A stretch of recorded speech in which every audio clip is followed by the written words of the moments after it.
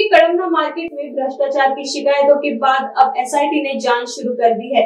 बावनकुड़े ने कहा, जो भी अनियमितताएं सामने आएंगी उस पर सख्त कार्रवाई होगी।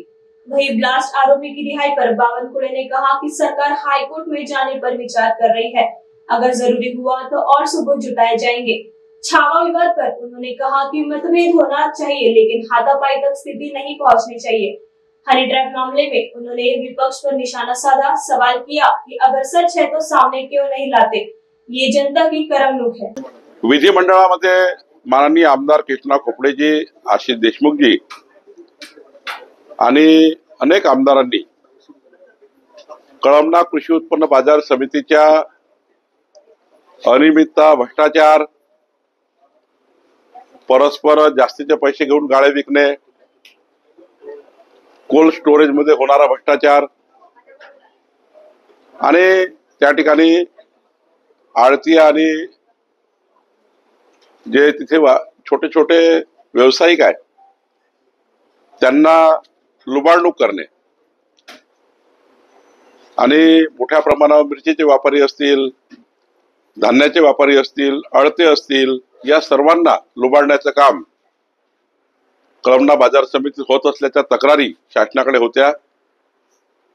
मंत्री पणन यांनी विधानमंडळात घोषणा केली आणि एसआयटीची स्थापना झालेली आहे। मला वाटतं एसआयटीने आपली कारवाई चालू केली आहे आणि एसआयटी पुढच्या काळामध्ये जे जे काही तिथे तथ्य असेल, फॉरेन्सिक ऑडिटरच्या माध्यमातून जे काही तिथे ऑडिट होणार आहे, त्या ठिकाणी जे काही अनियमितता आढळतील त्यावर जो काही कोऑपरेटिव्ह ऍक्ट आहे त्या कोऑपरेटिव्ह ऍक्ट प्रमाणे कारवाई होईल। तर कोर्टातनं कुठल्या शेवटी पुराव्यावर कोर्ट चालतं, त्यामुळे त्यावर काही टिप्पणी करणं योग्य होणार नाही की कोर्टाचा निकाल आल्यावर त्यावर काही मी टिप्पणी करणार नाही कोर्टाच्या निकालावर।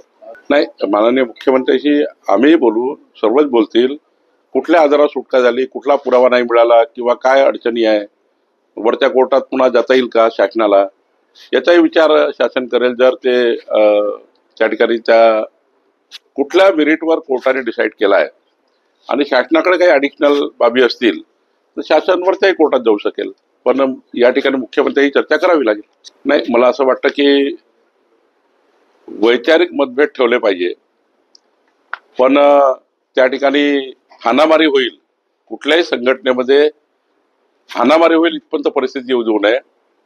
कोणी असे भडकाऊ व्यक्तित्व करू नये ज्यातनं महाराष्ट्रात अशांतता निर्माण होईल आणि काही करून आपण राजकारणात काम करणाऱ्या आणि सरकारमध्ये काम करणाऱ्या आमदार असतील, खासदार असतील, मंत्री असतील, आम्ही सर्वांनी एका जबाबदारीने काम केलं पाहिजे। हातात कायदा घेऊन कुठलाही निर्णय होऊ शकत नाही, हातात कायदा घेऊन काही राज्य पुढे जाऊ शकणार नाही। तुम्हाला वैचारिक पद्धतीने लढाई लढावी लागेल आणि राज्याला पुढे न्यावं लागेल।